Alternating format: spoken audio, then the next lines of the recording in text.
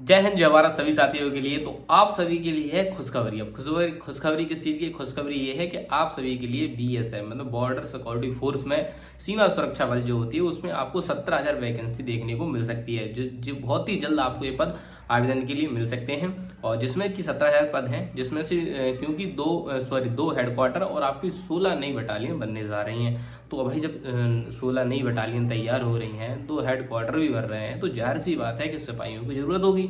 और जिसमें पद आपकी सिपाहियों की भी हो सकती हैं, दरोगा की भी हो सकती हैं और ASI की भी हो सकते हैं। तो ये सभी पद आपको देखने को मिलेंगे। और इसका सिलेबस जैसे कि आप सभी को पता है, हिंदी रहती है, मैथ, रीजनिंग और GK GS, ये कॉमन चीज़ ये रहती है। और अब अगर आप इंग्लिश भाषा चॉइस करना चाहते हो तो इंग्लिश भी चॉइस कर सकते हैं। और अदर स्टेट के जो भी हो, जो दक्षिण साइड के, तो अपने हिसाब से अपनी भाषा को क्या कर लेते हैं, चॉइस कर लेते। तो ये तो सिलेबस की बात हो गई इसकी। अब बात कर लेते हैं इसकी हाइट को लेकर। तो इसमें देखो, जो मेल होते हैं उनकी मेल की हाइट जो रहती है वो 170 सेंटीमीटर रहती है, और फीमेल की जो हाइट रहती है वो 157 सेंटीमीटर रहती है। तो आप बढ़िया तैयारी करिए, इसमें कोई प्रॉब्लम वाली बात नहीं है। और जैसे कि आपने हाल ही फिलहाल में अपने भारत ने पाकिस्तान पर अटैक किया, क्योंकि उन्होंने पहले हमारे पहलगांव में हमारे जो निर्दोष भाई थे उनको क्या धर्म पूछकर उनको क्या गोली मारी थी।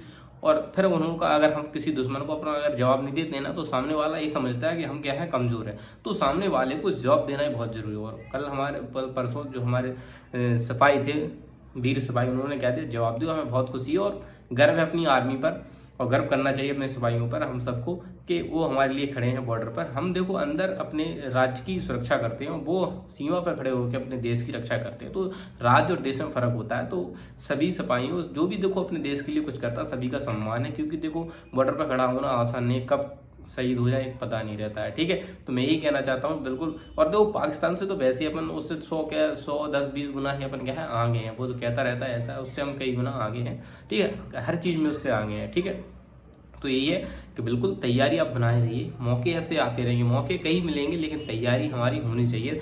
अगर तैयारी में थोड़ी सी चूक हो जाती है तो हम रह जाते हैं। तो ये 17,000 वैकेंसी आशा करता हूँ। ऑपरेशन सिंधु चलाया था ना, आप सभी को पता है। तो इन सबसे क्वेश्चन भी पूछे जाएंगे आने वाले निकट जो आपकी परीक्षाएं होंगी, उनमें से क्वेश्चन भी पूछा है कि ऑपरेशन सिंधु क्यों चलाया गया था, किस पर हमला किया गया था, क्यों क्यों किया गया था हमला। तो ये सब क्वेश्चन बनेंगे। तो आप मतलब जो भी ये जानकारी मिलती है इनसे जुड़े रहें।